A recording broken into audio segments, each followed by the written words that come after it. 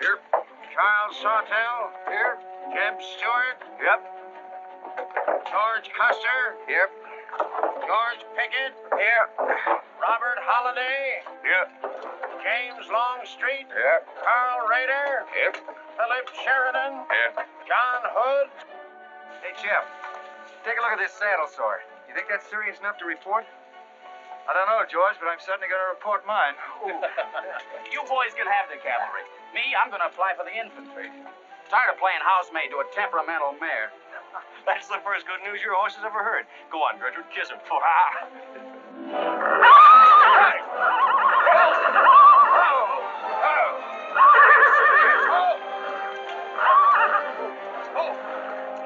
still, you devil. Steady, boy. You weren't so hard-headed, you wouldn't hurt your mouth. I told you before we started you had that curb chain on too tight. It's not the first time you've cut his tongue. You ever try putting a curb on your tongue? No. Nobody else ever tried it. I suppose it takes one of you Southerners to handle a horse. Well, at least we know how to harness them. They know how to harness Negroes down south, too, I hear. With a strap across their back. Come on. When are you going to take a punch at him? Too close to graduation. Besides, if I waited 4 years, I guess I can wait another week.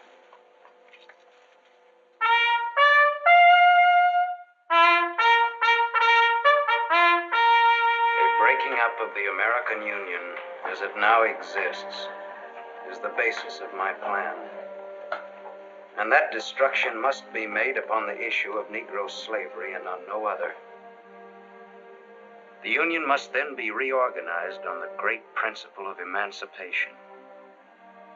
This object is vast in its compass, terrifying in its prospects, but sublime and beautiful in its issue. A life devoted to it would be nobly spent or sacrificed. If the federal government and its constitution are opposed to my way of thinking, the fault is not mine but theirs, and I shall continue to oppose them with every means and every weapon at my disposal. Who wrote that inflammatory rot? A wise man by the name of John Brown. Where'd you get it? That's my business. If you don't like it, you don't have to listen to it. You meant it for me, didn't you? Take it any way you like. Sure he meant it for you. He tried that abolition stuff on me till he found out I came from Kansas. Never mind, Bob. Come on, Jeb. Let's turn in. There's no regulation against a cadet having his own ideas. But there is one against spreading treasonable policies. You find the truth hard to take, huh? Listen, Raider. I know the truth of this problem far better than you do. The South will settle it in its own time and in its own way. But not through the propaganda of renegades like this John Brown or any of his followers. You mean that renegade line to include me? Look up your oath of allegiance and answer that for yourself. I'll answer that right here and now. I've taken a lot from you Southern snobs. For 50 years now, you've been watering your precious family trees with the sweat of Negro slaves, piling up wealth and snobbery until now you think you own the government and the army. And anybody who disagrees with you is a lying renegade, a rabble-rousing traitor. Well, you get this from me, Stewart. And all you other Mason-Dixon plutocrats. The time is coming when the rest of us are going to wipe you and your kind off the face of the earth.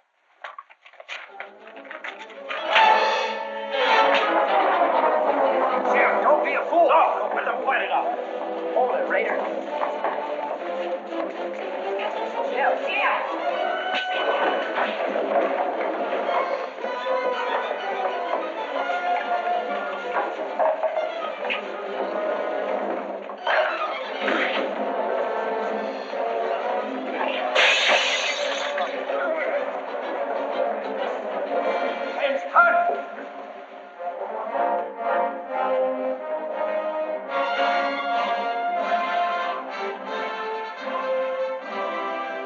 For some time I've been aware that a disturbing force has been active among the regiment of cadets. The exact nature of this subversive campaign and the persons responsible for it have not been fully known to us until this moment. Stewart, by every rule of the academy, you should be discharged from the service, and your associates are no less guilty for their part in this outrageous affair. Colonel Lee, any blame in this matter is entirely upon me. It's my sole responsibility, sir. That's not quite true, sir. It was my fault. We're all equally responsible, sir. That's right, sir. sir. If I believed that you were guilty alone, Stuart, I should have sent for you alone. As for you, Custer, and the rest of you, you must be taught that lying to protect a friend is sometimes an extremely dangerous practice. I'm not so greatly concerned about the fight itself as I am about its cause. All 7 of you men have violated the first sin of military conduct, the traffic and violent exchange of political ideas, which are not the affairs of an American soldier. You must be punished, and punished severely. I shall request of the War Department upon your graduation next week that all of you be assigned to the most dangerous branch of the United States Army. The 2nd United States Cavalry, now stationed at Fort Leavenworth in the Kansas Territory.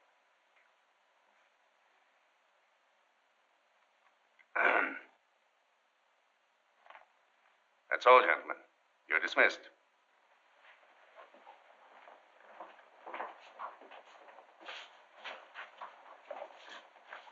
Now send for Cadet Raider. How can you beat that? Fort Leavenworth, suicide station, Kansas, and the Santa Fe Trail. What a piece of luck. That's it. And the cavalry, active duty, promotion. Why, we'll all be generals while the rest of these fellas are still shades. Oh, that's desolate country, Jeff. Nothing grows in Kansas but trouble. What are you talking about? I grew up out there, didn't I? I suppose he's not. Oh! Yeah, wait till I get you boys out there. Man alive, that's my stamping grounds. Well, hey! Cheers, my friends! These pamphlets were found in your quarters. Dozens of them. Together with a letter written by a member of the abolitionist party, instructing you to distribute them among those cadets who appeared to be sympathetic to their cause. How long has this undercover activity of yours been going on? Long enough. Very clever idea of your fellow conspirators to plant an agent in our midst. Your dishonorable discharge will be drawn up at once, and you'll be given until sundown to remove yourself and your personal belongings from the limits of West Point. Good.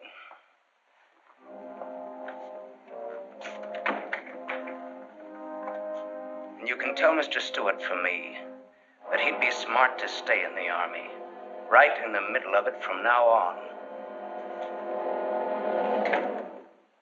Cadet William Q., Ohio. Cadet Martin Evans, Ohio. Cadet Armour Marlowe, New Jersey. Cadet George Custer, Ohio. Cadet James Longstreet, South Carolina. Cadet Philip Sheridan, New York. Cadet J.E.B. Stewart, Virginia.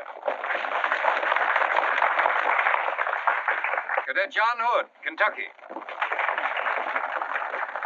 Cadet Robert Holliday, Kansas Territory.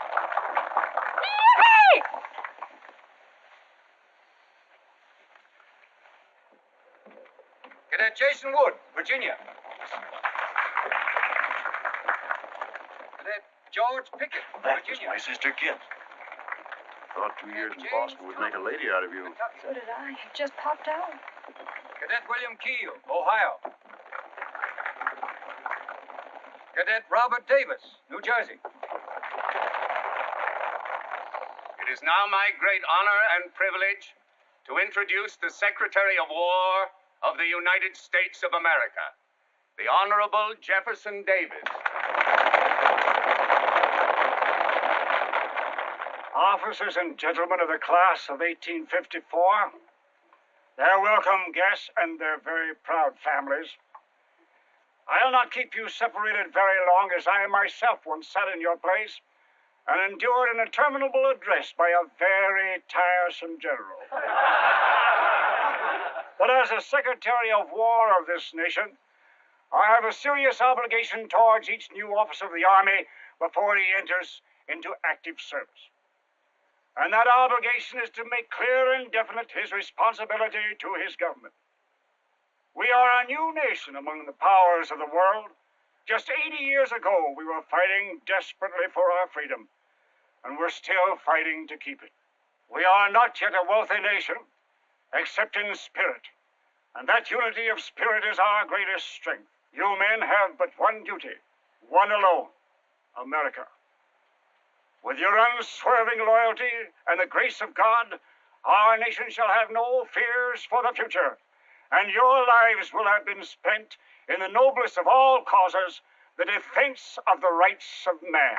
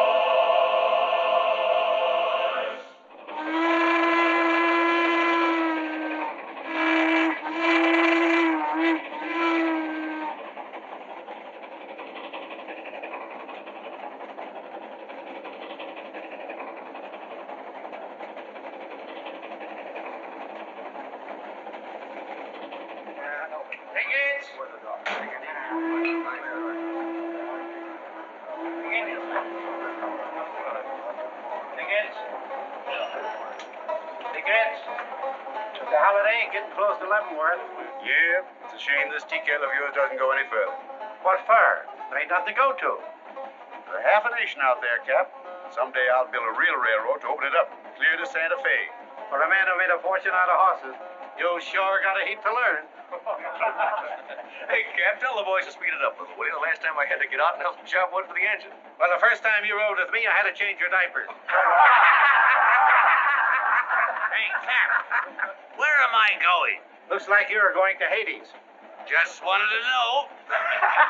Bob's been telling us about that railroad to Santa Fe so long now, Mr. Holliday. Surprised to learn it hasn't even been built. Well, that's not our fault, Stuart. You can't build a railroad over blood-soaked ground like Kansas. Decent settlers won't use it. We're losing thousands of pioneers to the Oregon Trail. They circle right around us. We heard about the raid at Osawatomie last week.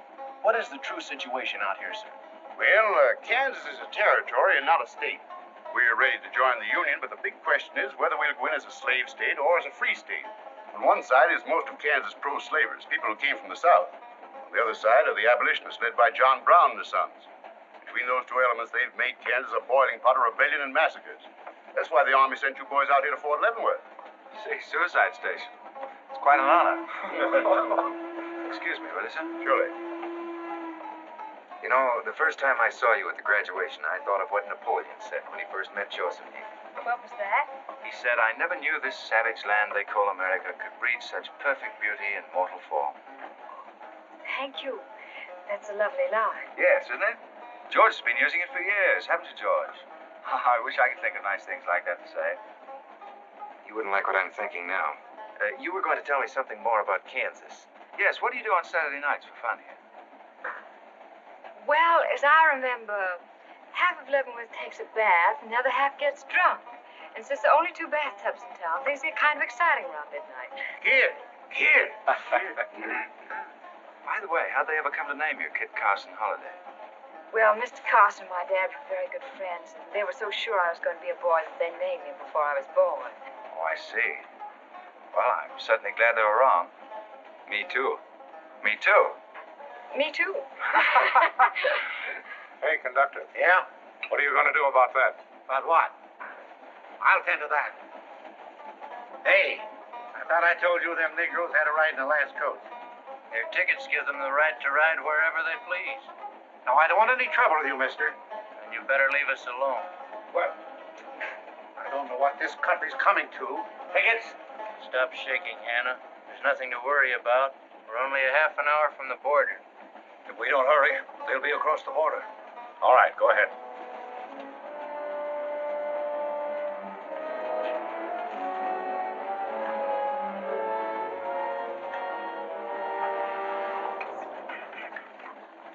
Where are you taking the Negroes?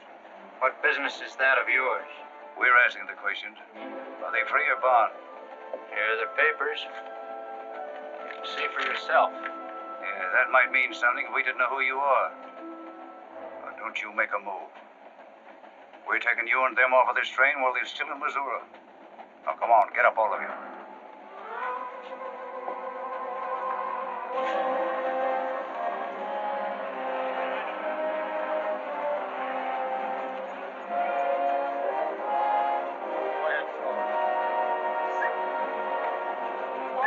Take us, Master Brown. What they gonna do with us? Stop it!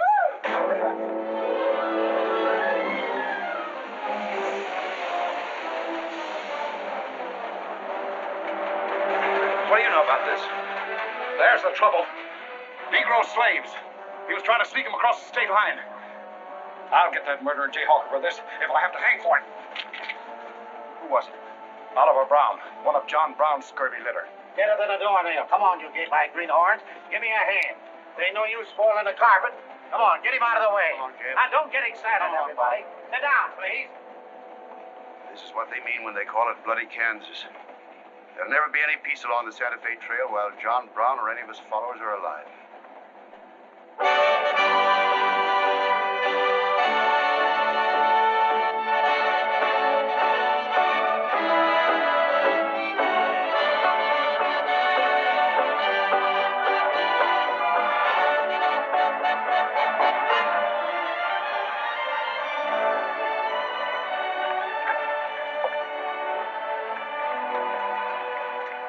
This is the present terminal. I propose to come down here to Wichita, then along here across the Arkansas River, along the Cimarron River over here to Las Vegas, then on into Santa Fe. Now, that'll be our first section of track from Leavenworth to Wichita, right over the trail. How soon do you figure to start? Well, the men back east say they're ready to put up the money as soon as we can prove that a railroad through Kansas is safe and will pay. Dad! Yes, kid? Where did you put the loading list? This? Gosh, I clean forgot to make one out. That's great. 98 tons of freight ready to roll and no orders for loading. How'd you run this business while I was away? That's why I sent you away, to show you what a skirt was. Look at your clothes. Look at the grease on your nose. What would your friends in Boston think of you now? Frankly, Dad, I don't much care. If you're going to keep your nose in a paper railway, I better keep mine in the family affairs. Tex! Wendy! Tex! Where are those orderly customers? What do they think they're getting paid for? Tex! Why didn't you tell me? Getting jealous, huh? Well, I didn't even see Lily when I said goodbye to her. Oh, now don't start lying to me, you double-crossing buzzard. I know you didn't buy that there looking glass to see your own ugly mug. I suppose you're figuring on wearing that female cinching belt. Wait till Lily sees what you brung her. She'll brain you if it ain't physical impossible. Why, you ignorant. Tex! Hey, you two! Where in the name of... Will you come here? Hello, Miss Kit. Chip. Hello, nothing. Are you gentlemen of leisure by any chance interested in employment? We lost our watch. Yeah, we didn't have no idea of time. I ought to give you both your time and throw you out. Where in thunder have you been? Well, you see, we had to buy these knickknacks. Well, we sort of got a gal in Santa Fe. Lily, Hofstadter, and what do you mean we? I'm engaged to her. who ain't? You set up housekeeping in Santa Fe, or is this just gilding the lily? She wanted us to fetch her one of them fancy French looking glasses. Ain't it pretty? What's your answer to that, Tex? What are you laughing at, you long-eared jackasses? Go on, get to work, both of you. Go on, jump to it. You better hide that thing or start wearing it.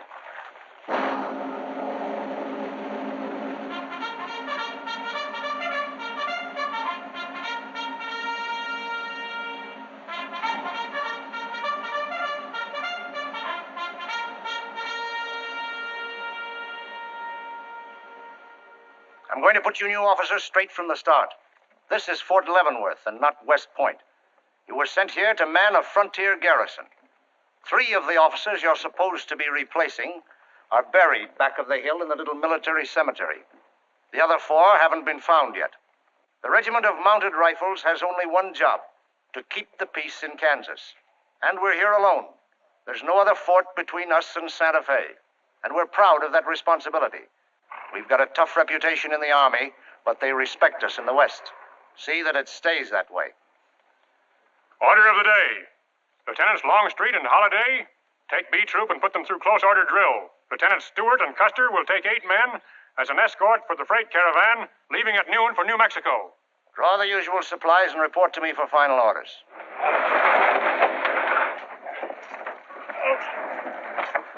Say, will you keep all those cases of Bibles near the tailboard? They're only going a short haul. We sure will.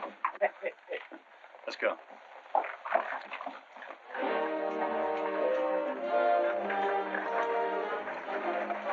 Convoy ready, sir. We're ready if you are. Good. I hope you have a nice, quiet trip. On any other kind, I'll lose money. Oh, we'll try and save you that. We'll see you in 6 weeks, sir. With luck. Just keep your eyes open, boys, and move fast. You'll like the scenery, but don't trust it. Right. Goodbye, sir. Goodbye, Stuart. Goodbye, Custer. All right, midshipmen. Out on those parts. Check everything. Corporal, detail 2 men to cover each wagon. Yes, sir. Bill, move all these barrels over there for the next line.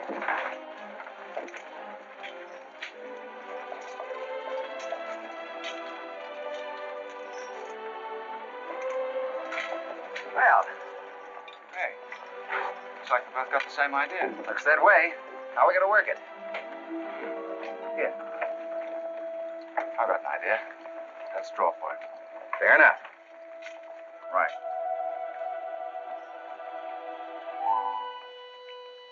I got the long one. Hey, wait a minute. Where I come from, long man loses. Tough luck, old man. Here, hold my horse. 1 half hour, 1 seater, 7 and 8 is 15, 12 and 14 is... Why, Joe, there's something missing. Must be me. Hello. Hello, what are you doing here? Oh, playing nursemaid for those wagons. Should be the other way around. Oh, the convoy.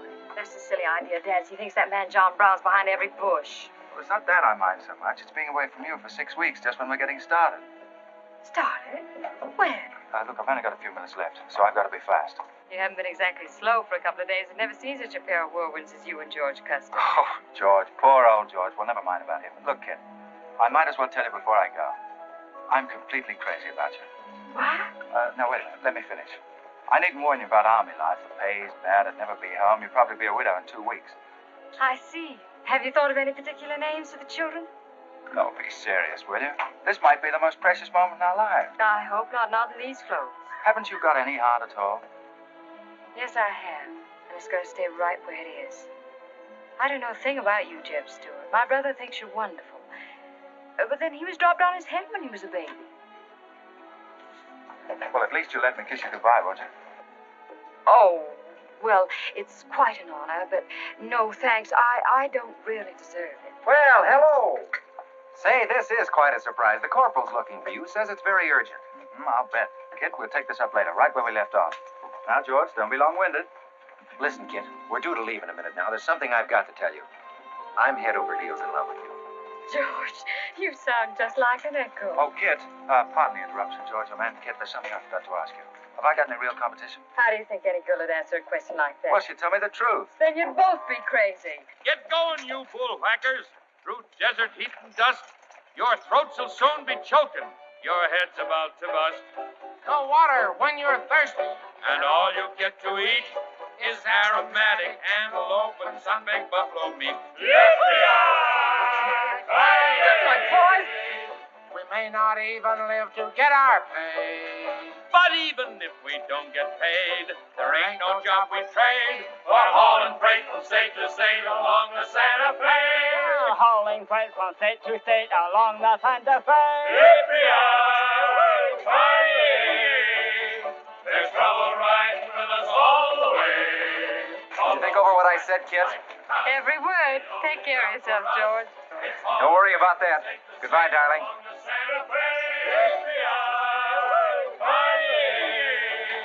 There's trouble riding with us all the way. Although we sweat and fight and cuss, the only job for us is hauling freight from state to state. Make a little bet, Kid? Sure, on what? Those 2 boys? I'll give you 3 to 1. I can name the winner.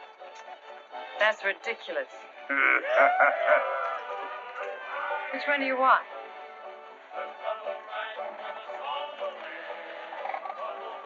I'll take that bet. Good.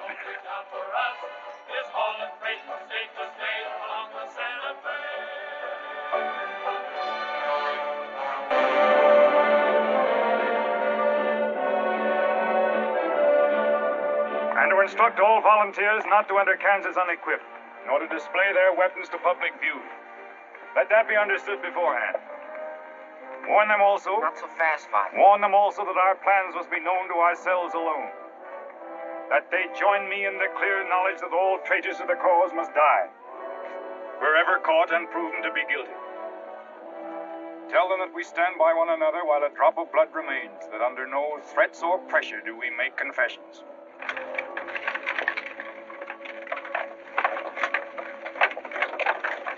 All right, that's our camp. I might as well tell you when you get this far, you don't turn back. You don't have to worry about us. We ain't the kind that quit. That's fine to see you keep it that way.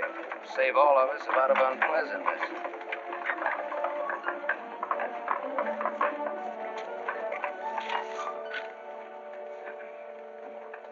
You've been delayed. Was there trouble, Raider? No, sir, we had to detour when we got to the border. I picked these new men up in Palmyra. Volunteer, sir. They're the credentials. From Illinois. You've come a long way. And we'll go the rest of it. We came here to fight slavers. The sooner the better. That's good. We'll put you to work at once. Kid Spinner, look after these gentlemen. Fine. This way, boys.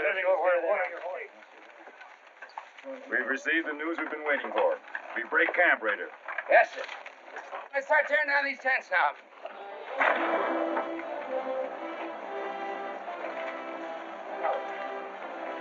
Oliver. He's hurt. I'm all right. Where's Father? Father. What has happened to you?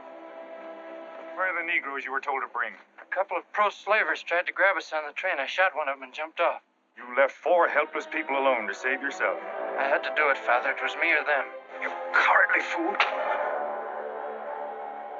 In future, obey my instructions. We leave at once.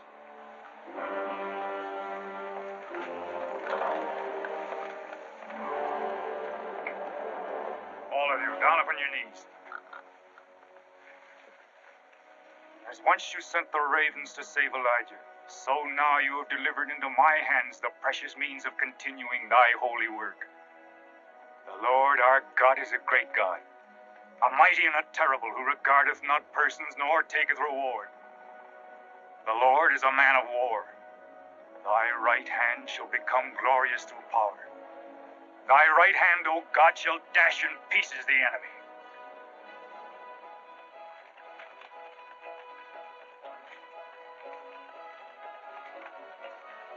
Hey, Oscar! When we cross the river, you watch out for that wagon. It's got my looking glass. Hey, Tex, these horses are pretty tired. When are we going to make camp? Oh, as soon as we cross the river, and then we'll be out of danger from both sides. You know, Lieutenant, I'm sure glad we're leaving civilization. It's getting too dangerous for a peace-loving man.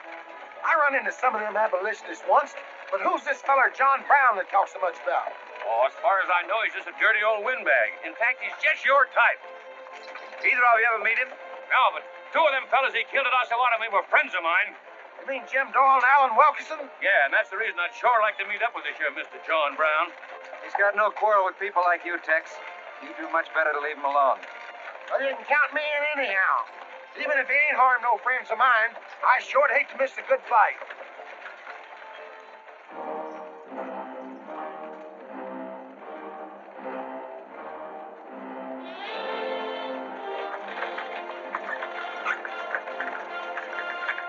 This is wrong, Father. We've never attacked a wagon train before. We aren't common highwaymen. You say we have a righteous cause, but this will bring the law down on us like a storm. We recognize no law but the law of God. You will do as I command.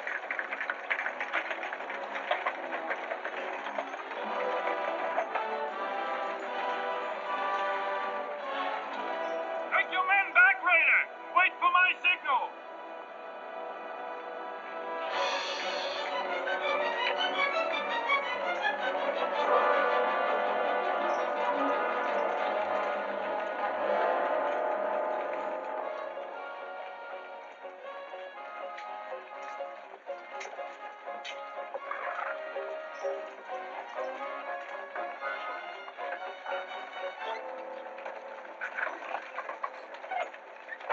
Howdy, strangers. Good morning. Are these Holiday's wagons? That's right, sir. My name is Smith, Jonathan Smith of Newton. Oh, well, what can we do for you? I believe you are carrying some freight consigned to me. Oh, it might be. Have you got something to show for it? I have this receipt from the shipper. Come a long way with an empty wagon, haven't you, Mr. Smith? Newton's about 100 miles from here. My home is in Newton, sir, but my place of business is much closer to the trail. Oh, I see. I thought your horses looked pretty fresh. 8 cases of Bibles. That's right. Come on, when we'll unpack these Bibles for the parson. Jason, bring up your wagon.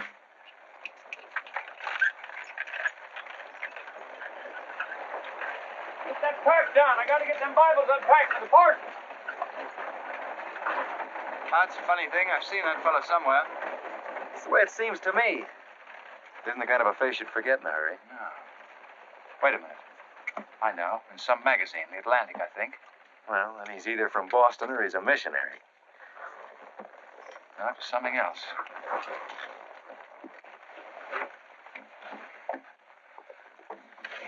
Been a lot of bad trouble over across the river lately, Mr. Smith.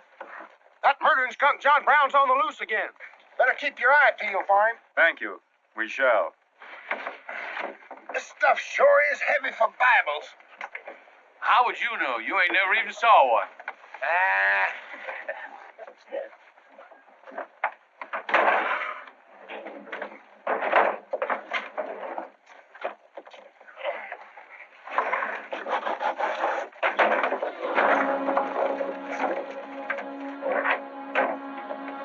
Just a minute.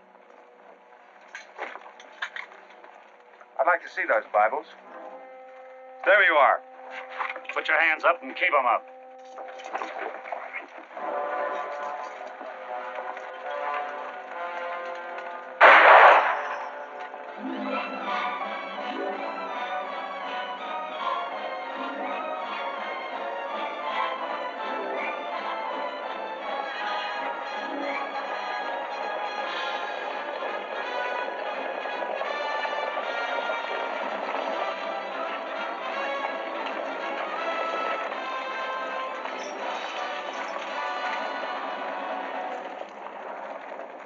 I advise you to make no move towards your gun. Bring up the other wagon. Now then, quickly with those other crates. All right, get a move on there. Only the ones marked Bibles. Hey, Chip. Look. Our friend Raider. Well, this is a surprise. And a commission in the cavalry, too, huh? I see you've got the commission you were after. Do you know these men, Raider? Yes, sir, very well. This one, Stewart, comes from a rich slave-owning family in Virginia. He called you a lying renegade once, and I jumped him for it. John Brown. Him? John Brown. John Brown? I have nothing personal against you men, but I will deal harshly with any interference. I might have known you'd wind up with this outfit. Well, that's one of the troubles with the Army, Stewart. They don't teach you to think ahead. They do one smart thing. They teach you never to turn your back on an enemy without first making sure he's harmed. Stop this. We'll not saddle ourselves with a killing just to satisfy your personal quarrels. One more murder won't mark you any deeper than you are now, Mr. Brown. I intend to be a marked man. Back to your horse, Raider. Back to your horses, all of you. I've given you fair warning. You can keep your heads or lose them as you wish. Move on.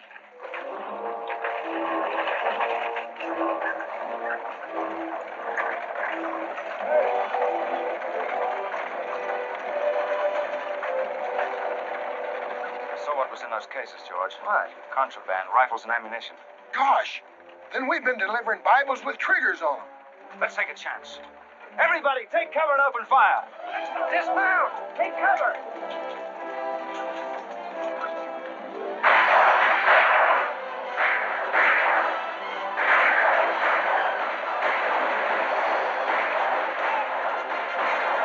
Come in the wagons and move back. We mustn't lose any more men.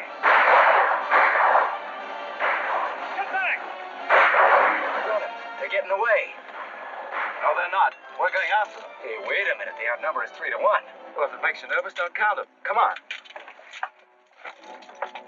Everybody mount and follow me. Everybody mount. Come on, Shaketail. Here's where I get your medal. Forward!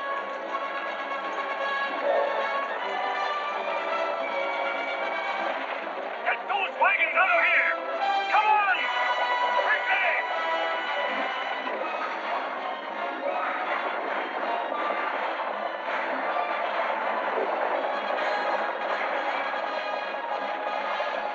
Use your whip, Jason! Use your whip!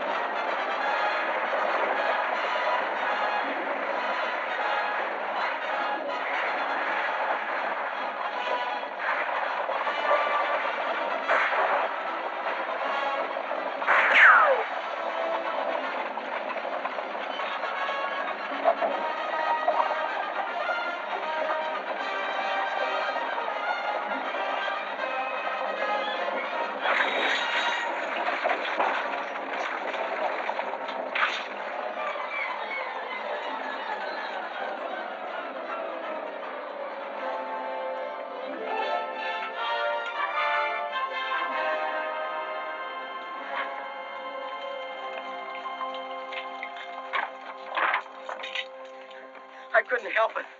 I didn't do anything. All right, son. Nobody's going to hurt you. Who are you? Jason Brown. Brown. You one of John Brown's sons? Yes. Yes, but I never did anything. He made me go along. I never killed anyone, I swear it. I'm getting out. I'm quitting. You've got to take me with you. All right. Bring a horse up, George. Bring up the horses. I'll have to carry him back. The boy's badly hurt. It's his father's madness really striking home now. Chev, there's a purpose behind that madness. One that can't easily be dismissed. George, you've seen the needle on a compass, haven't you? It's got a whole card to swing around in, but it always wobbles back to the north. What are you driving at? Just this. I've always known where your sympathies lay. It never affected our friendship, and it never will. But it isn't our job to decide who's right and who's wrong about slavery. Any more than it is John Brown's. I guess you're right, Jim. I'm sorry. That's more doggone fun than I've had since we got hemmed up with them engines. Yeah, well, next time we shoot at a common enemy, you let me do the shooting. Boy, my gullets as dry as a powder horn. Here. Get up! You busted Lily's looking glass. When she looks at herself in that, she'll think she's 100 years old. Or more. Of course we're aware that firearms are contraband in Kansas. Do you think we'd have accepted those boxes as freight if we'd known what they actually contained? Well, I'm just asking, that's all. Doesn't it seem strange to you that Dr. J. Boyce Russell, the most prominent religious leader in America, should be sending rifles marked as Bibles to John Brown? How can I control the marking of crates? We once received 3 tons of gunpowder marked birdseed. Well, then you'll have to examine every crate you haul. What? For all we know, this contraband may have been slipping through for months. Jason, listen, son. You've got nothing to be afraid of if you'll be honest with us. Now, I want you to answer my question truthfully. Did your father ever mention this shipment of rifles when he discussed his plans? Not to me. He never confided in me. Just Fred and Oliver. Fred and Oliver? My brothers. Where are their headquarters? I don't know where they went. They have a dozen places. I don't know. All right, kid. Don't worry about it.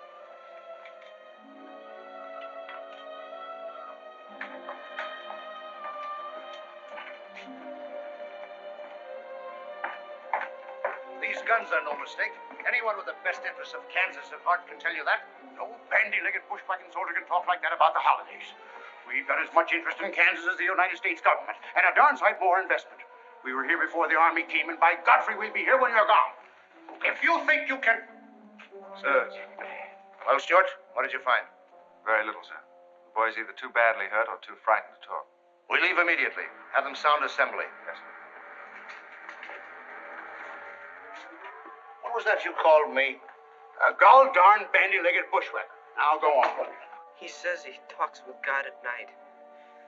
But God doesn't tell people to kill one another, does he, miss? He's a good man in a lot of ways.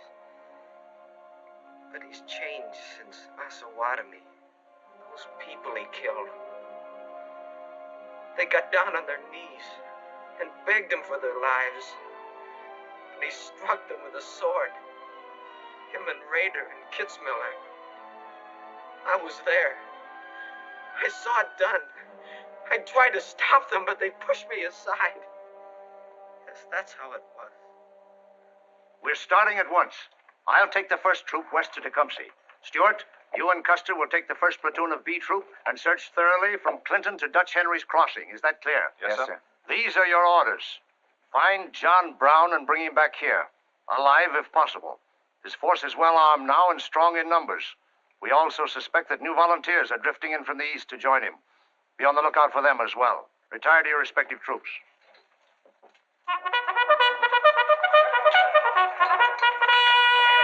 What's that? They've caught some more of us. No one's been caught, Jason. Not even you. You've committed no crime to be afraid of. I'm sick of being afraid. I'm sick of hiding like a hunted thing. I want to walk free like other people. You will, Jason. You're safe now. No, I'm not. Not as long as he keeps killing and thinking that he's right. He can't be right, can he, miss? I don't know. His reasons may be right, Jason. They may even be great and good reasons. But what your father is doing is wrong. Terribly wrong. And he'll keep on repeating that wrong as long as he lives. Then I'll never be free of him until one of us is dead. I know that now. My life don't mean anything. But if he dies, maybe this whole scheme of his will die with him. I'd rather have it that way. His life. Even if he is my father, against many thousands. I'm gonna tell you where to find him. Oh, Jason, I'm not trying to... I'm gonna tell you anyway. In the house of Shubal Morgan, Palmyra. That's where they went. That's their headquarters. Tell the soldiers. It's better that way. His life against many thousands.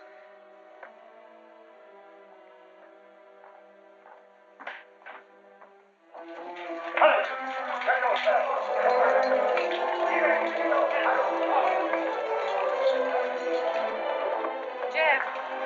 Hello, darling. How is he? It's very serious. I left the doctor with him. Poor little Deb. Jeb, he told me everything. The whole nightmare of his 15 years, even the place where his father is now. He said he wanted me to tell the soldiers. Where? Palmyra, at the house of a man named Shubal Morgan. Shubal Morgan, Palmyra. I wonder if that's the truth. Jeb, I'm frightened. That boy is crippled for life. And that man on the train, he died for a principle. And a man killed him for a principle. One of them is wrong, but which one? Who knows the answer to that, Kip? Everybody in America is trying to decide it. Yes, by words in the East and by guns in the West. But one day the words will turn into guns. Oh, Jeb, can't it be stopped now? Can't the slaves be freed before it's too late? It will be stopped when we hang John Brown. Then the South can settle our own problem without loss of pride at being forced into it by a bunch of fanatics. Oh, Jeb, what has pride got to do with human lives? Kip, the two things kind of come together down south. Can't pry them apart, not even with guns.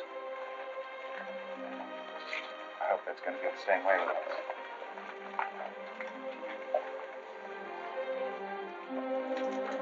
Uh-oh, that's me all over. Clumsy Custer. Or can I get into this, too? Yeah. Sure. Looks like you're in on it. Don't miss much, do you? I've seen you work before, son. That's where I learned. There's credit one more to my account, kid. I like to let the interest accumulate. Well, goodbye. Goodbye, George. Kid, Don't be long, Jeb. No. Goodbye. Kip, remember this, will you? I love you. Put that in your little bonnet and keep it there until I come back. I'll remember. Oh, goodbye.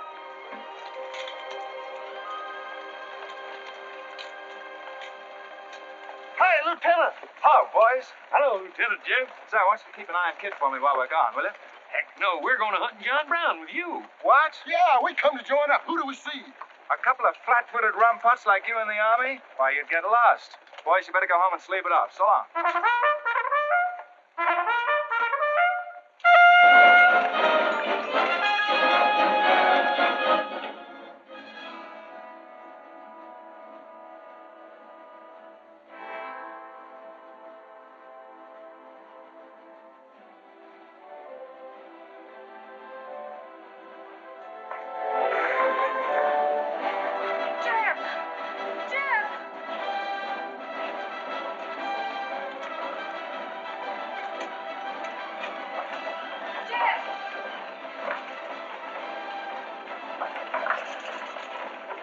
He's dead. If you find John Brown, tell him. We'll try to find him. Goodbye.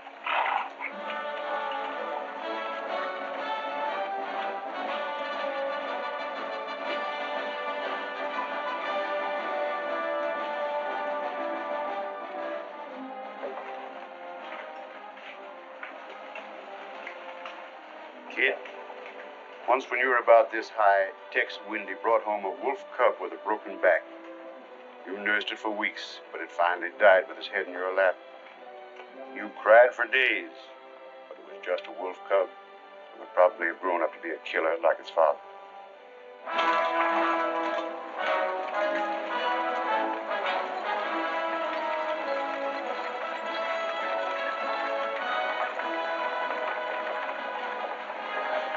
What has being flat-footed got to do with riding a horse? Calling me a rumput's what hurt me. I ain't had a drink since noon.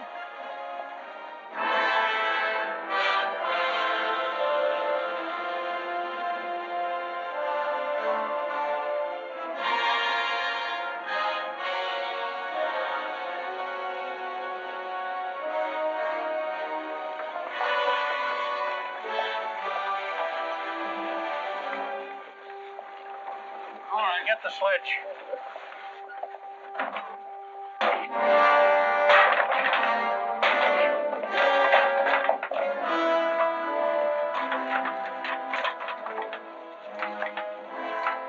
Sure is expensive salt pork, Mr. Morgan. Not the way we get them. Look them over and stack them in the barn. Yes, sir. This looks like the best shipment we've had yet. Wonder what Rader's worked up about. Him and the old man been arguing for an hour. Looks like another job for us if Raider thought of it. This point education's a wonderful thing. Yeah, if you can collect on it. Yeah. I signed up because you promised to pay me. Trained this rabble gang of yours to a solid, fast-moving unit of fighters. Taught them how to use these new rifles, how to follow orders, and take a town in army fashion. But I haven't received a red cent in 3 months. Now, what about it? Mr. Rader, I enlisted you on the recommendation of friends in the East who said you would work for the cause. You've done your job well. I have no complaint up to now. But our plans are ahead of any personal greed. If you feel otherwise, you are free to get out. But you must decide here and now. I want only loyal men around me.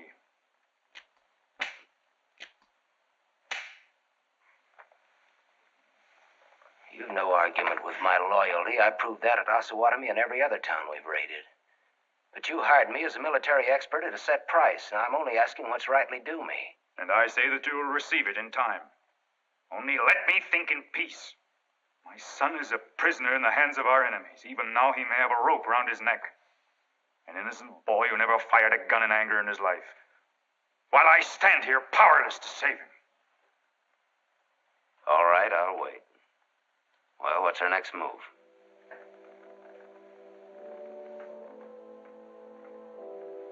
The Bible has said an eye for an eye and a tooth for a tooth. Tomorrow at daybreak we will destroy Delaware Crossing.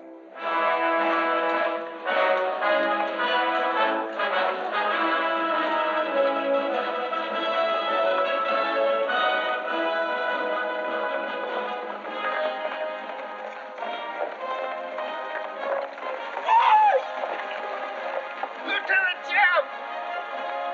True, Paul.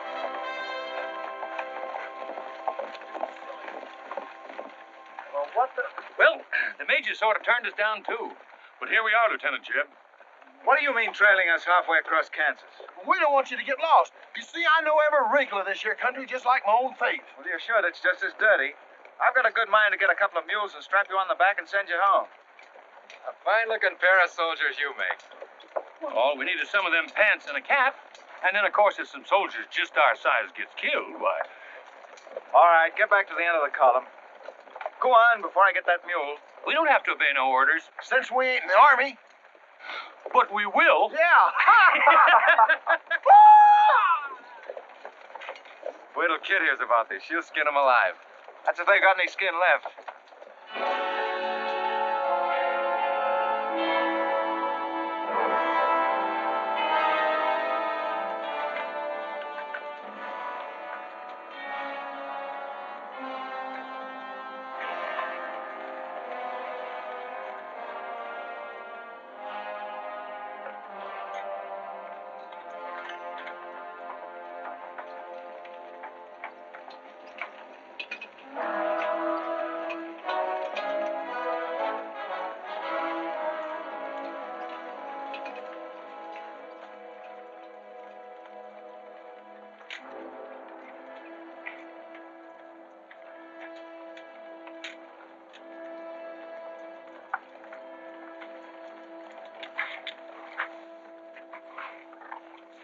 Who did this?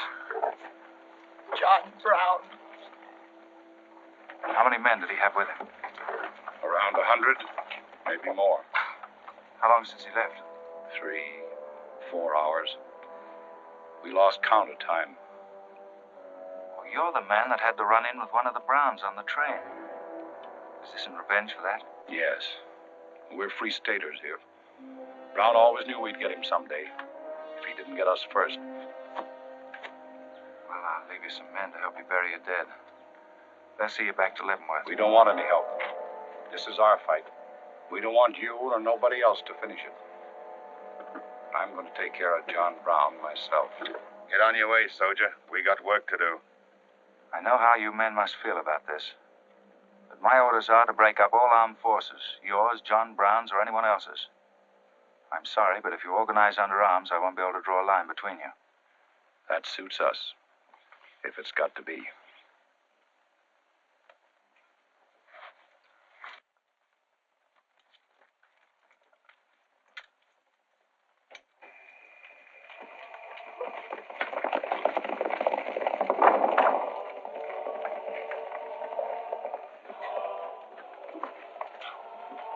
What did you find out, Kitzmiller?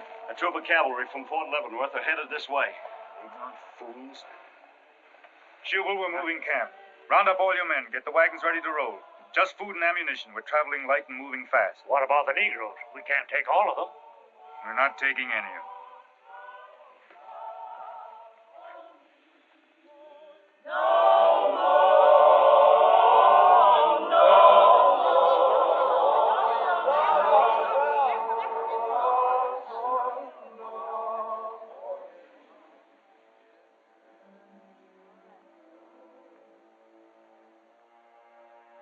My children, the hour of deliverance I promised you has come.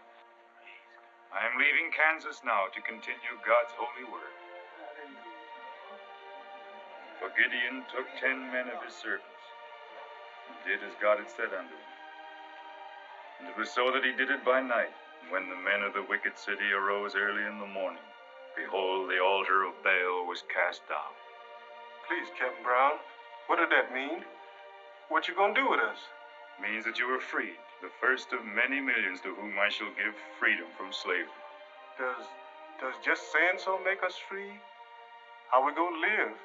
Get food and shelter? There are many good people in Kansas who will give you work and protection. From now on, you must fend for yourselves, as other free men do. My work here is done.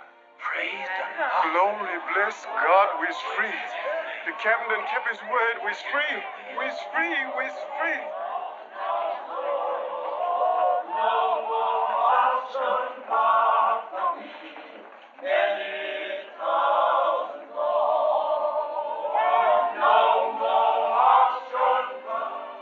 If John Brown has 100 men, we'd better send a runner back and bring up the rest of the troop. Better do it tonight. I'm going into Palmyra, George. You alone? Don't be crazy, Jeb. That town's full of jayhawkers. They'd shoot you on sight. Well, I'll take a chance on that. I'm going to get some other clothes, take a couple of men, and go in and do some scouting. I'll try to send you back word. Good luck. Say, do you two fellas still want to join the army? Huh? I've got a job for you. It's no picnic. It's pretty dangerous, but I think you're the fellas for it. What do you say? Do you mean we can have a real cap and a uniform? Mm-hmm. Well, we might have to be buried in them, but it sure sounds like a deal.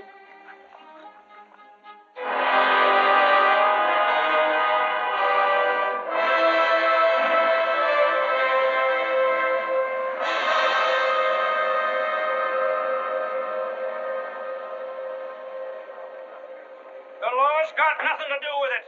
We came here to join John Brown because he's a leader and a fighter. The whole thing's going to be settled right here in Kansas. We came here to fight slavers, didn't we? The only way to fight them is with guns.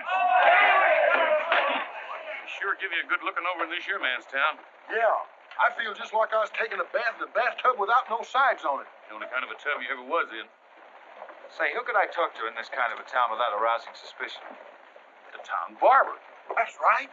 Anytime a barber can't talk to a stranger, he's liable to go crazy. Town barber. Hmm? That's it.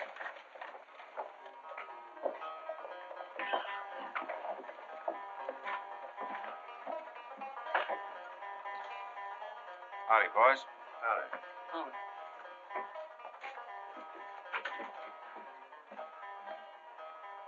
Pretty good looking horse for this part of the world. Yeah. Kansas is all right for men and dogs, but it's pretty hard on women and horses. Say, look at that brand.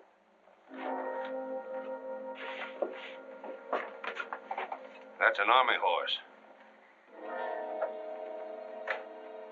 Maybe you just bought him from someone. No, they don't sell them. Nobody rides that brand but a soldier. You keep your eye on him till I get back.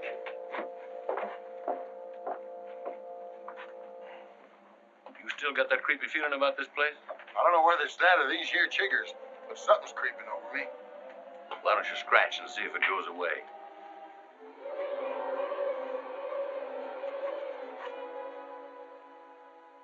Yeah, I reckon that is all it was. Say, I got it now. We was on the same train a couple of months ago when that fella got killed. You probably got me mixed up with somebody else. No, sirree. I never forget a face. Although I was a little drunk at the time. Well, they are. Fella you saw probably had two faces. Been in Palmyra long? Oh, just a couple of weeks. This ain't no time for barbers. The fellas that ain't trying to hide their faces for some reason or other are too mean to spend the money. Yes, I've heard you've got some pretty tough customers here. Tough, say. I'm afraid to shave half them. I'm afraid they'll get up and cut my throat. Say, did you ever run across this famous, what's his name, John Brown? Sure, he came in here once. Strange-looking man with a hemp mark on his throat. Hemp mark? What's that? Oh, it's an old barber superstition. A little red line that runs all the way around here. Anybody born with that mark is bound to be hung. That's so. Say, I haven't got one, have I? Not yet. Maybe.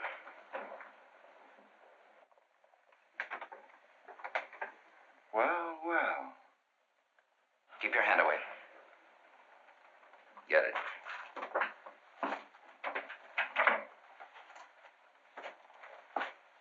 This was quite an idea, Stuart. You're coming in alone first to look around? Or is this one of your agents? I ain't never laid eyes on him before. I swear it. I don't know him from Adam. What were you up to? Well, it's your move. You figure it out. My next move is plain enough.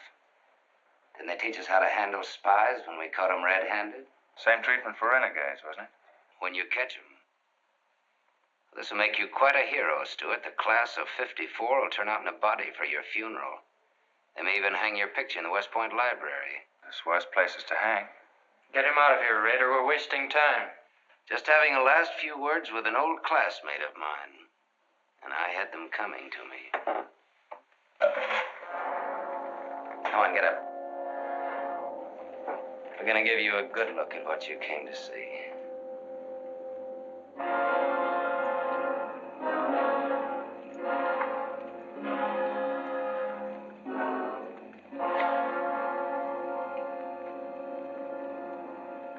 can't afford to take chances, sir. He was sent here as a spy.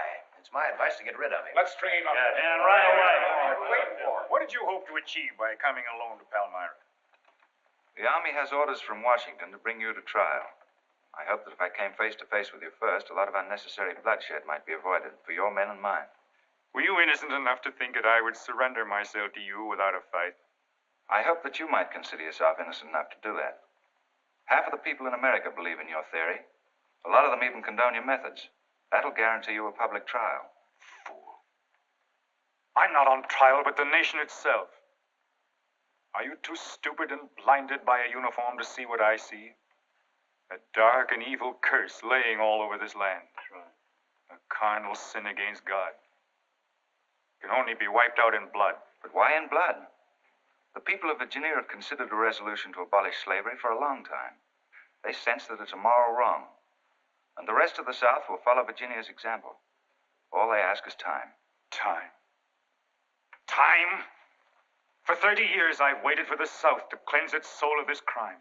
Since childhood, I have been possessed of the fire of correcting this wrong. I tried peaceful agitation. As God is my witness, I tried. Peaceful means failed long ago. Now I shall force a decision by bringing both sides into armed conflict. Letters, words, talk. The time has ended for that. Strength and action I wanted now. Not a voice crying in the wilderness, but a David, armed with the power and the glory. David had a son, hadn't he? A son? Yes, Absalom, who deserted his father and went over to the enemy.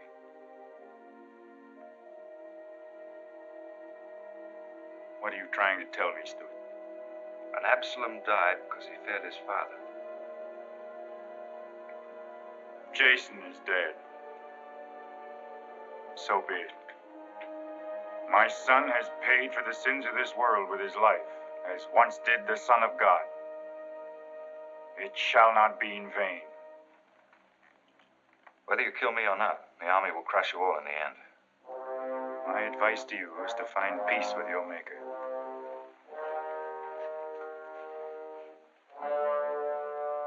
Now the big one. Sit down. I never liked barbers no-how. Now spill out, you little rum weasel. I'll cut your throat. Where'd he go? I swear I don't know, boys. I think, well, they were taken out that way. Who took him? The three fellas. One of them was Oliver Brown. Do you see this razor? Well, I'm keeping it, and if you move to hair when we get back, I'm going to strap it on your liver and barbecue your carcass. Now, you stay where you are.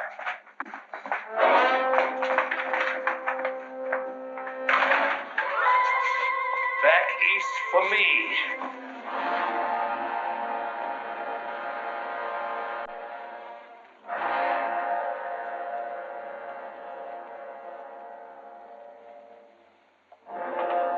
I called you all together as witnesses to hear my words.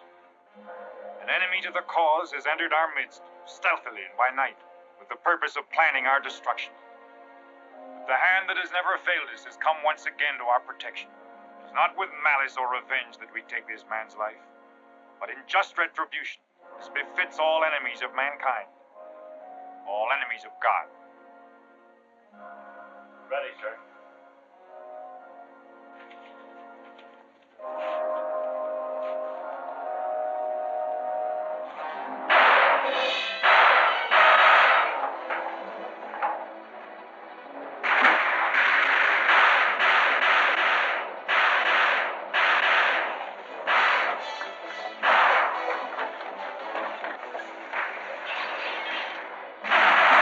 Get back!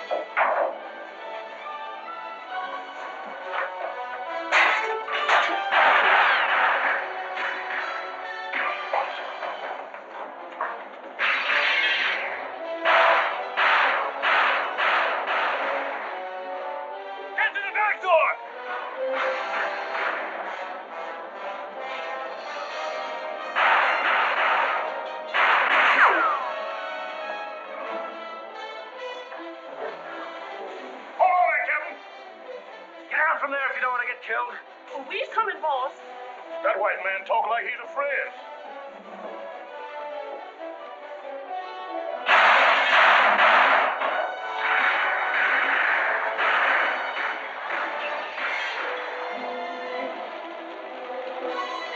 Oh, mercy, boss. Look at here. Get the bag, quick.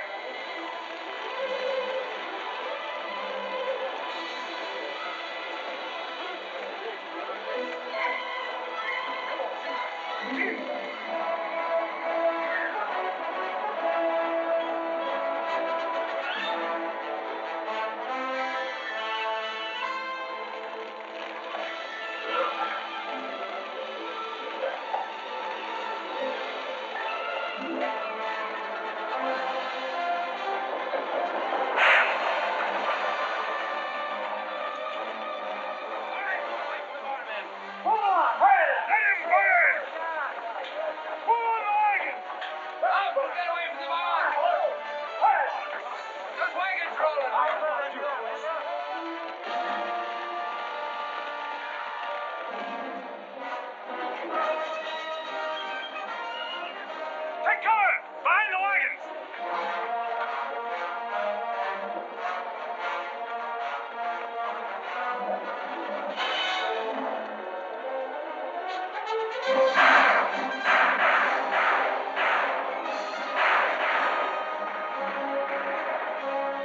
It's Oliver. Where's Jason now, him? You want to fight on, John? As long as breath is in me. Sound the charge!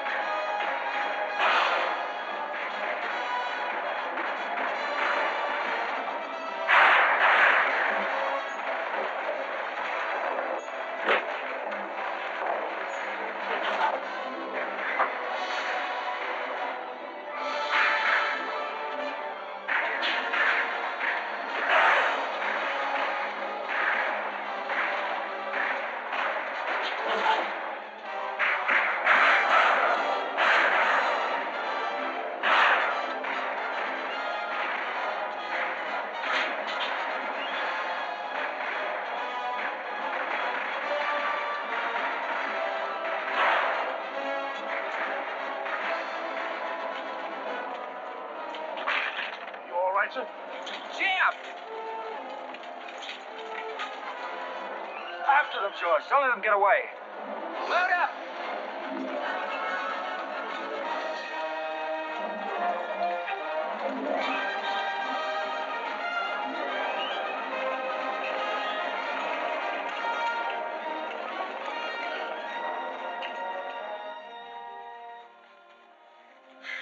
Ouch, that's too tight, Mammy. Don't tell me how to do this, boy. I've been wrapping white folks all my life. When they was babies, I wrapped one end. And when they growed up and took on too much corn liquor, then I wrapped t'other end. Huh. So what made you leave home? Well, old John Brown said he's going to give us freedom. But shuckins, if this here Kansas is freedom, then I ain't got no use for it. No, sir. Me neither. I just want to get back home to Texas and set till kingdom come.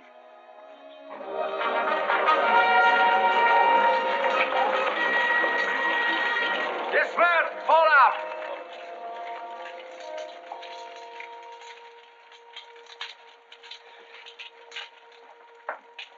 Well, we had a nice ride. Both ways. Lost him, huh?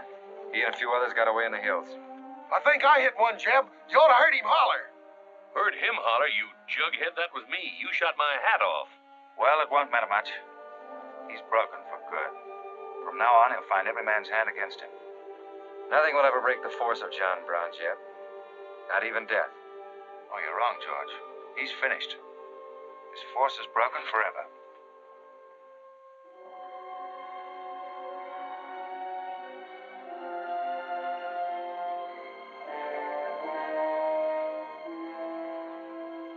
Why hast thou afflicted thy servant, O Lord? Wherefore do I not find favor with thee? Why hast thou laid the weight of all this people upon me?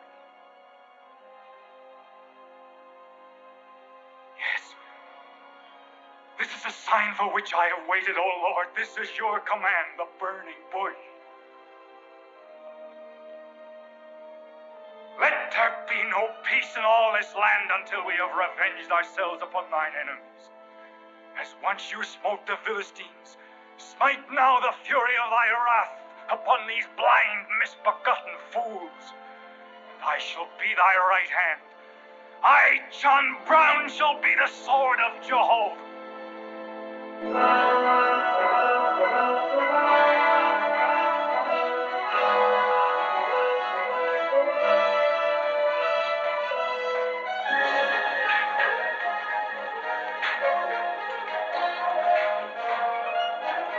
a good look, gentlemen. The beginning of the railroad to Santa Fe. These rails are going to stretch their way right across the old trail, right over Kansas, down into the territory of New Mexico. Someday we can tell our grandchildren that we opened the doors of America to the great Southwest. Won't we, kid? You just build your railroad. I'm not guaranteeing anything. Yep, the end of John Brown was our beginning. Maybe it'll cost a lot more blood and grief, but it's going to be worth it. Dad, can I ring the bell on the first train? Yep, and blow the whistle. That'll be a day you can live for, kid. Won't it?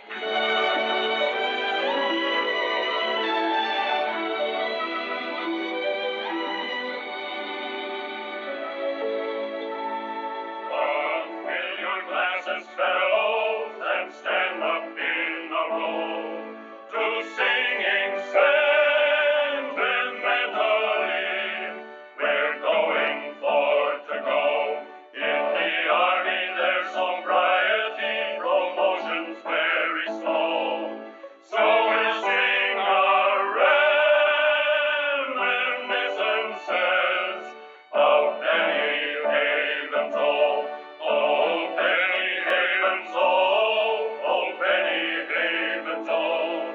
We'll sing our reminiscences of Penny Haven's old.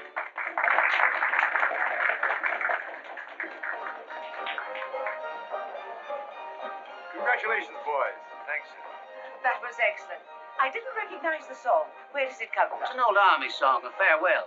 These young men have all been promoted and are ordered back to Washington.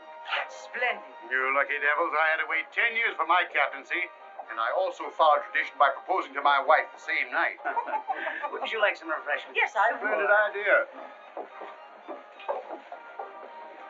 Well, I think I'll run down to the stable. Horse threw a shoe this morning. I'll see you later. I'll go with you. Maybe I can find it.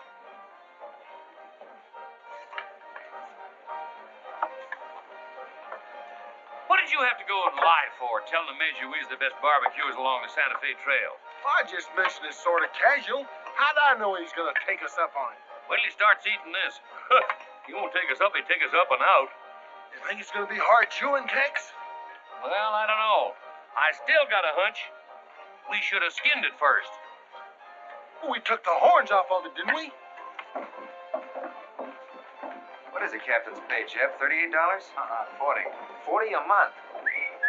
Say, that's enough to get... Go on, get what? Well, you know, this and that. What are you planning to do with your extra pay? Exactly the same thing as you are, son. Want to throw straws? Not this time. This means too much. Well, how are we going to handle it then? Take turns? I don't trust you southern boys in the moonlight. All right. Let's ask it together. Hey! Wait a minute.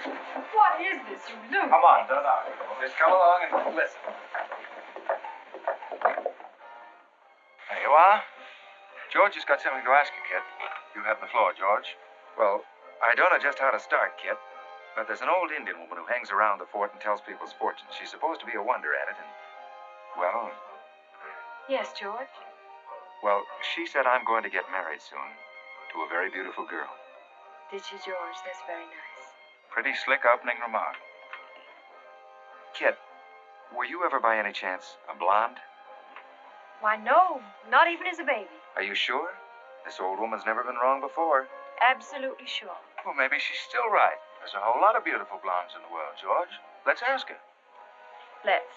Wait a minute. Kid, are you in love with him and not with me? I guess I am, George. You gonna marry him? Oh, wait a minute. I can handle this proposal from now, son. Kid, you really mean that? You haven't asked me anything yet. I wonder if I said the wrong thing. Couldn't have been more perfect. Now, where's that Indian?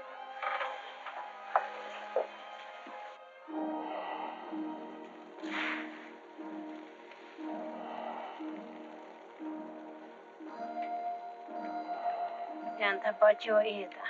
Mamanya matam amo mamtam dosi anapochim. Api chuka gamapku chuku api. Kanya. What'd she say, kid? You know the lingo. She says that this is one of the last times we'll all of us be together as friends. Now ask her something sensible. Who's going to be the first general? When ishtam when he guns it. Hama koki American matambo ambosi oju. She says that one day you'll all be famous men, great in battle, but bitter enemies. What? Pickett, Hood, Custer, Sheridan, Longstreet, and me, enemies? No, I know she's crazy. Where'd you ever pick up this old figure, George? I can tell better fortunes than that with tea leaves. Well, we might as well get our money's worth. Ask her what we're going to fight about. Yeah, who's going to start it? Waganesh wanji migad what? Hama matakse gocho mbe mabisi almacha. Majia ka autumn kaja mamtramo bisi chuka. Mopia.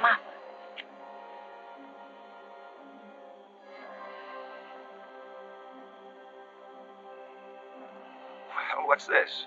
Too ridiculous to tell? She says the fight has already started. Somewhere in the east, a man is lighting a torch. Now, at this very moment, the two of us will help to kill him. But none of us can stop him.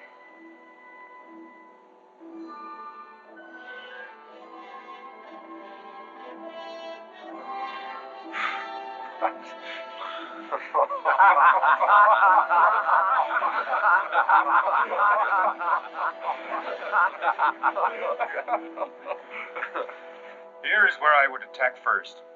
The arsenal of Harper's Ferry. Give me only 100 good men, Dr. Russell. Well-armed and God-fearing men who believe in the cause. I will lead them through Virginia. Rouse the thousands of discontented slaves who will flock to join us. Then sweep down through the South, through the Carolinas, Georgia, Alabama, Mississippi. Then, with the entire nation in a state of chaos, we can dictate our own terms. Have you considered the Army, Captain Brown? Surely they'll be after you in full force within a few hours after you first attack. Let them come, Dr. Russell. Let them try to stop me. I've studied that country for years. It's full of good hiding places, natural forts where large forces of brave men can defy pursuit indefinitely. Mr. Rader will go ahead of us and scout the town. Yes, sir. With his knowledge of military methods and our great advantage of surprise, we can outwit the Army at every turn. Captain Brown, this plan of yours is mad. Worse than mad. It's high treason. Such a brazen attack would lead to civil war. Exactly. That is exactly what I want. Is it your wish, then, to destroy the Union? My answer to that is yes. To the devil with the Union. We've got to fight sometime. It might as well be now. Gentlemen, I came here to Boston at great personal risk. There's a price on my head of $10,000, so my time is precious. You've given me much help and encouragement up to now. But all that we have done in Kansas and elsewhere will be wasted unless you see it through to the glorious end.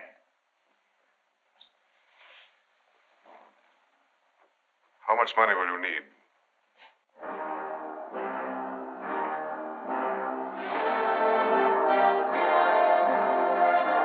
We now possess the guns, ammunition, tanks, a complete store of supplies.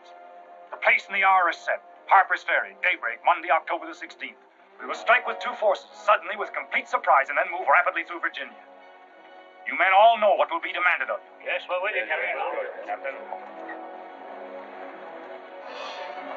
It's Rader.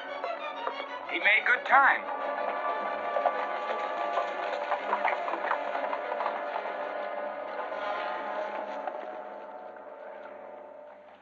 Well, what did you find? Speak up. Is anything wrong at Harper's Ferry? No, the town itself won't be any trouble. There's a bridge of the Baltimore and Ohio Railroad to be blocked, and we've got to cut that telegraph line to Washington. What about the government arsenal? It's guarded by only 2 men. Here, I made this rough map of the place. Excellent. This is precisely what I wanted. We must first take some hostages from the town. That'll prevent an attack by the civilians. Then we'll move directly on the arsenal. There's something else. What? I want to settle our account. Back in Kansas, you promised to pay me what's due when you got the money. How dare you demand a settlement of a private matter? With the nation's hour of deliverance not 3 days off.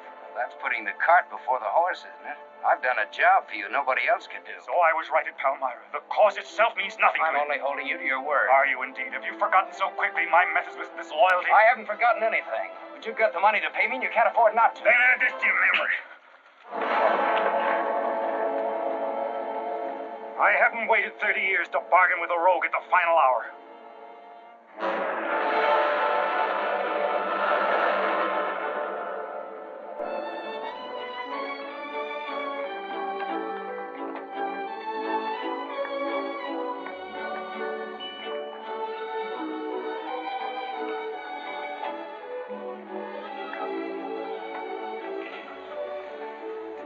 Hiya. This is the kind of army life I like. Did you ever see me waltz? I've heard of it, but this ain't no Santa Fe shakedown. Hold it. You in high society now. Come on. May I have your invitations, please, gentlemen? What's them? Them's them little white cards. We ain't got no invitations, Joe. Can't we get in on our uniform? No, sir. Not unless she wants to go right out on them again. Oh, we're the fellows who cleaned up Kansas. Ain't you ever heard of us? Sorry, sir, but we don't need no cleaning. Good evening.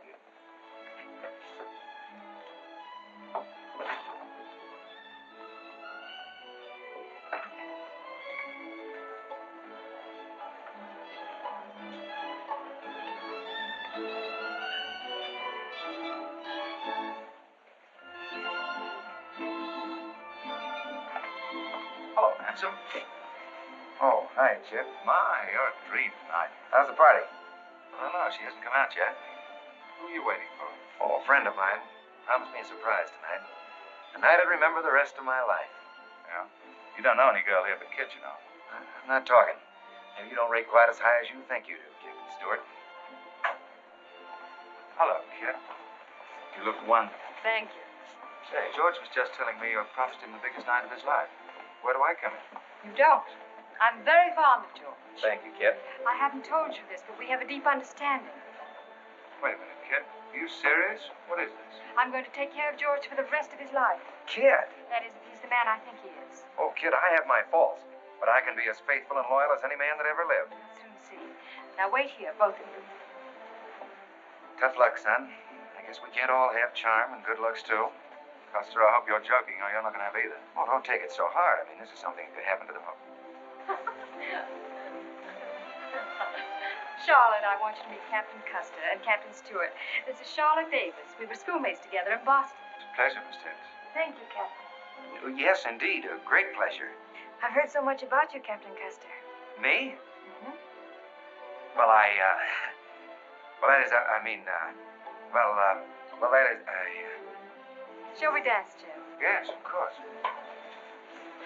Who is she? That's the blonde. The one that George was promised by old Sit in the Mud. Oh, I see. Well, pretty nice. Don't you think? Left wheel. Company. Halt. Present. Arms. Prepare to scoop.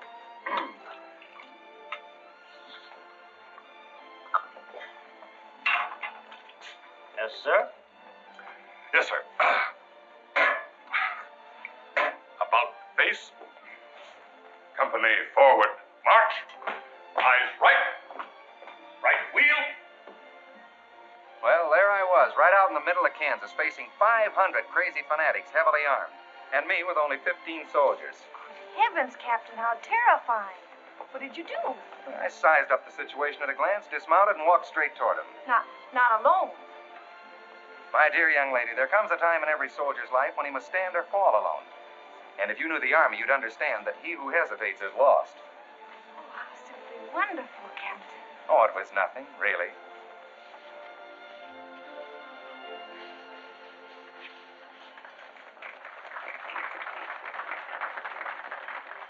Will you come and meet my father, Captain? Be delighted. Is he in the government service? Yes, but I think he'll lose a job in the next election. Oh, that's too bad. Say, he should be in the Army. You know, politics don't bother us. He'd rather go fishing anyway. Father. Hello, Charlotte. Hello, Colonel Lee. Hi, dear. Father, I'd like you to meet Captain George Custer. Oh, but of course I met the captain at West Point when he graduated, didn't I? Yes, sir. Hi, Custer. I'm fine, Colonel Lee. We've heard good things about you. Congratulations. Yes, the captain's just been telling me how he put down the trouble in Kansas by himself. Splendid job, Palmyra. Splendid. Wasn't there also a chap named Stewart, Jeb Stewart, connected with that campaign? Stewart? Yes, sir. He was around. Shall we dance?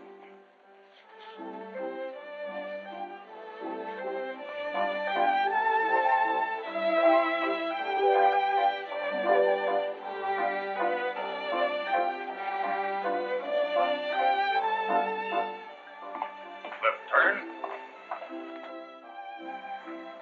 About face. March.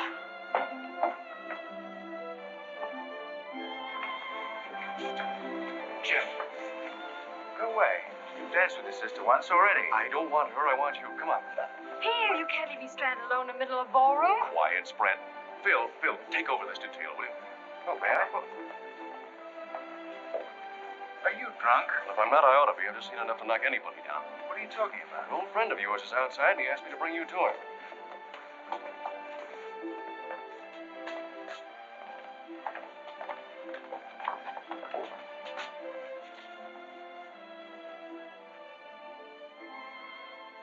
It's real.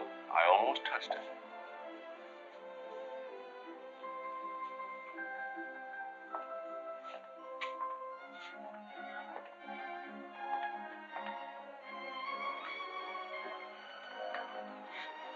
What are you doing here? I came to find you. I know what you think of me, Stuart, that I'm no good. Well, maybe you're right. But maybe I've got something to tell you that'll change your opinion. You'll have a hard time doing that. Suppose I told you that I left John Brown 3 hours ago with a well-armed force of men, not very many miles from where we're standing. I'd say you were out of your mind. All set to strike at Harper's Ferry on the Maryland-Virginia line sometime tonight. With reinforcements of over 1,200 men expected before daybreak from Pennsylvania. Brown plans to arouse the slaves. First in Virginia and then throughout the South in open rebellion. The telegraph wires will be cut and he'll block the railroad. And then at daybreak they rush the arsenal. Take thousands of weapons with the idea of arming the Negroes. Well, that's the situation, gentlemen. Move for move. I don't know, you may be able to get there ahead of them, but if you do, you've got to move fast. Tonight. It's fantastic. Our Secret Service has reported John Brown to be out of the country. Well, I ought to know where he is. I've been with him every day and every mile since we left Kansas. Then why have you informed on him? Don't forget, Colonel, I was in the service once. I was young and I made a mistake. I didn't know that then, but I do now. I guess some of the things we learned at West Point stay on inside of us a lot deeper than we realize. Anyway, I couldn't stand by and see my country torn apart by a madman like Brown. I had to come here. This was something a lot bigger than myself. Couldn't have been the size of the reward you'll get for turning him in, could it? I said why I came here, and that's the truth. But I am entitled to any reward. I'm even willing to go back there and rejoin him tonight, just in case he gets suspicious or changes his plans. Now, what more proof do you want than that? I believe him because it's too dangerous not to. How soon can you start, Colonel? We'll be ready to leave in an hour. The officers are all here. Call them at once and proceed with all speed to Harper's Ferry.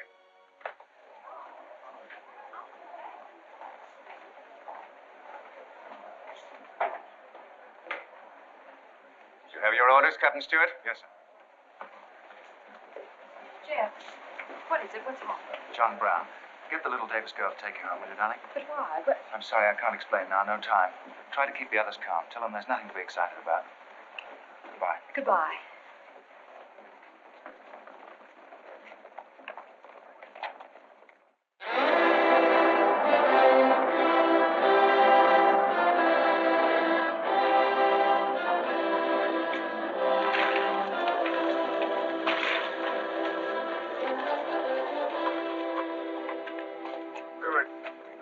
on that score. You say no train is due until well after daybreak. No, sir, not until 8 o'clock. I rode within 10 miles of Washington to make sure. What kept you so long? I had to take a side road both ways. Schubel, Townsley, get your men, block the railroad bridge. We meet below the arsenal at daybreak. Kitzmiller, go to the town with 20 men and get the hostages. You know the ones? Yes, sir. Rest of you men, follow me.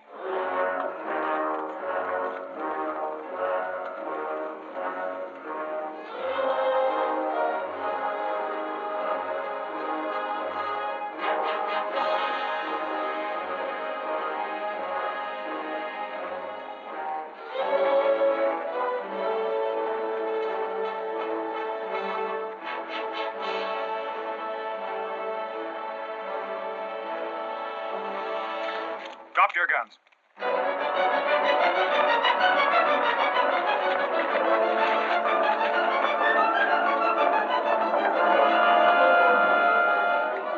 Captain, we got enough guns here to arm 1,000 men. Plenty of powder and bullets. Stack those guns and ammunition near the door, ready to haul. Hurry up, boys. Get them out there. Men from Pennsylvania will be here within the hour. Now, this isn't an arsenal, it's a fortress. We could stand off the whole army here. What about the prisoners, Captain? What is the meaning of this outrage? Why have you broken into our homes and dragged us here? Who are you? I am John Brown of Kansas. John Brown. You are prisoners of the provisional government of the United States. If the citizens of Harper's Ferry attempt any interference, I shall use you as I see fit. Otherwise, you will be peacefully released when we depart. We must adhere to our schedule to the precise minute. We will leave here at 10 o'clock. By nightfall, we should be 35 miles into Virginia. What about the men from Pennsylvania, sir? If they're late in arriving, we cannot wait. Wouldn't that be taking a long chance? No word of us can leak out until tomorrow, maybe even 2 or 3 days, and then we'd be 1,500 men. I don't see that there's any reason to hurry. That sounds sensible. I disagree. I'm anxious to get out of here, and time is our most valuable weapon. You're in command, sir. But that's been the fatal mistake to many an expedition. My advice is to wait.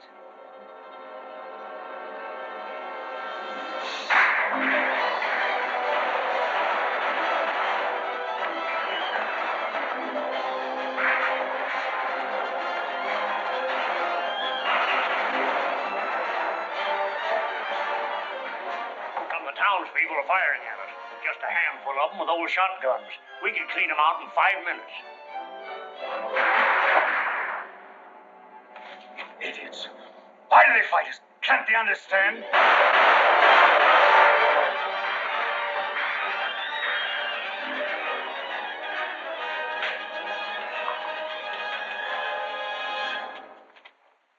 What is your name? Brewer. If you value your life and those of your fellow townsmen, you will do as I say. Yes.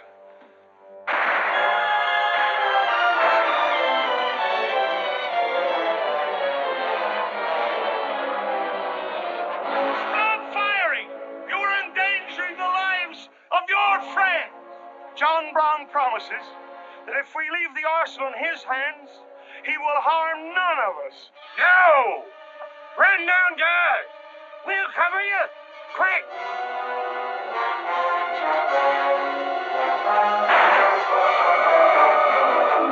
Stupid cattle. Can't they understand we're here in a righteous cause? Their interests are also ours, the good of the whole nation. We'll leave a lesson at Harper's Ferry for the rest of the South to profit by. Wipe out those fools at the foot of the hill.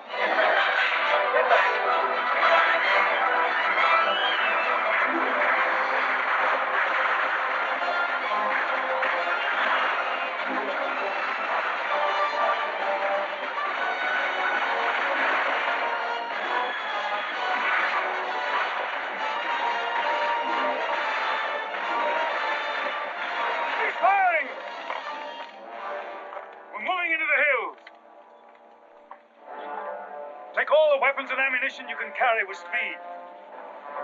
It's well past noon. We can wait no longer for the Pennsylvanians.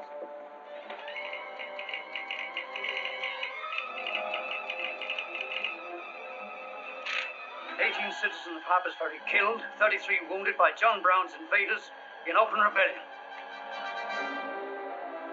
It's from the 2nd Force at Frederick, Maryland. The road to Harper's Ferry is blocked, unable to get through. Jefferson Guards and the Winchesters under Lee's command passed through Upperville an hour ago. They will be the first to arrive at the ferry.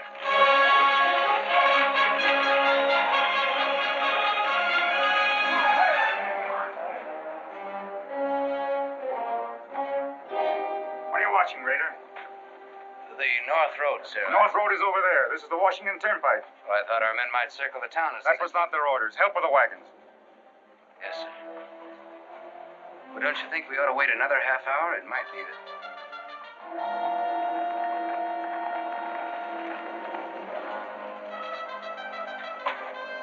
Every man inside! Bolt the doors! And the loophole!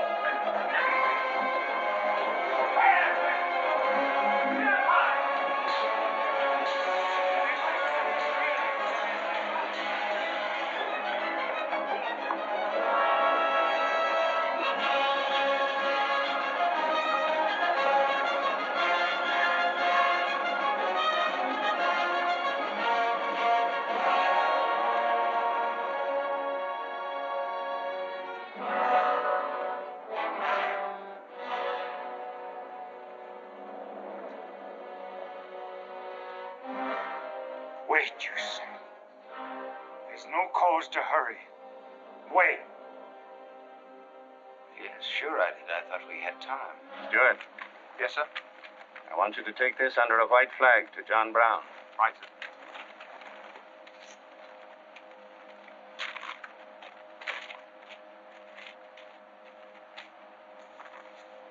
There's to be no parley. Yes or no? If it's a refusal, wave your hat to us.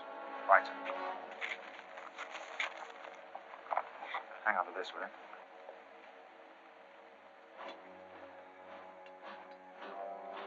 Captain Brown, they're coming up the road with a flag of truce.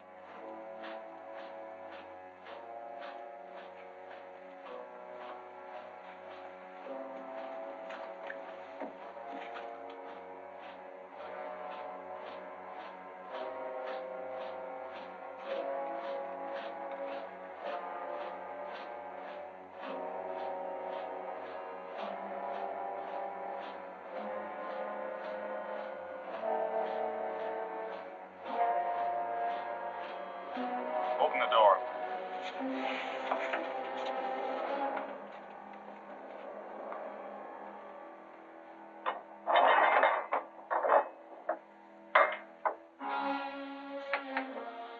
You're John Brown of Kansas. I am. We've met before, I think. And thanks to Mr. Raider, we now meet again.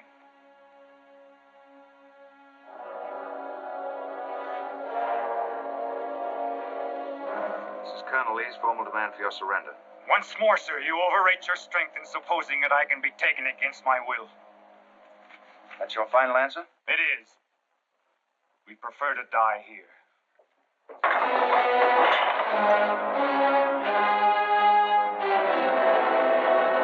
Prepare to surround them! Take Troop B to the right at a gallop, Troop A to the left at a gallop. Troop C, throw your carbons, dismount! Go! Take cover! Forward at a gallop! Follow!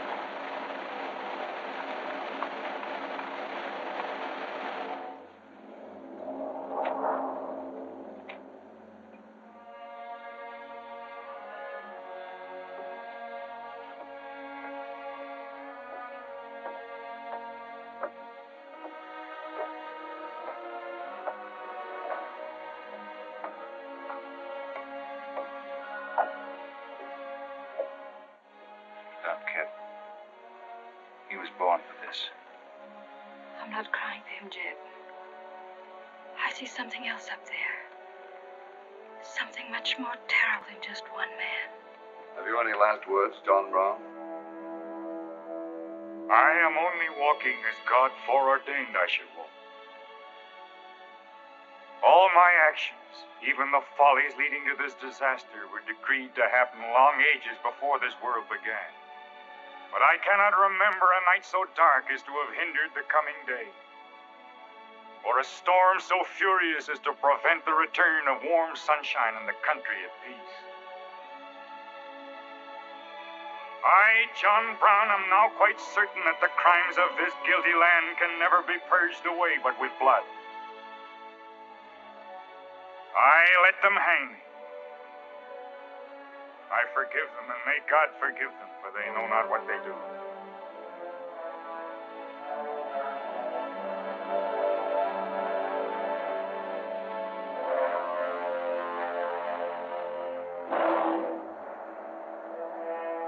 So perish all such enemies of the Union, all such foes of the human race.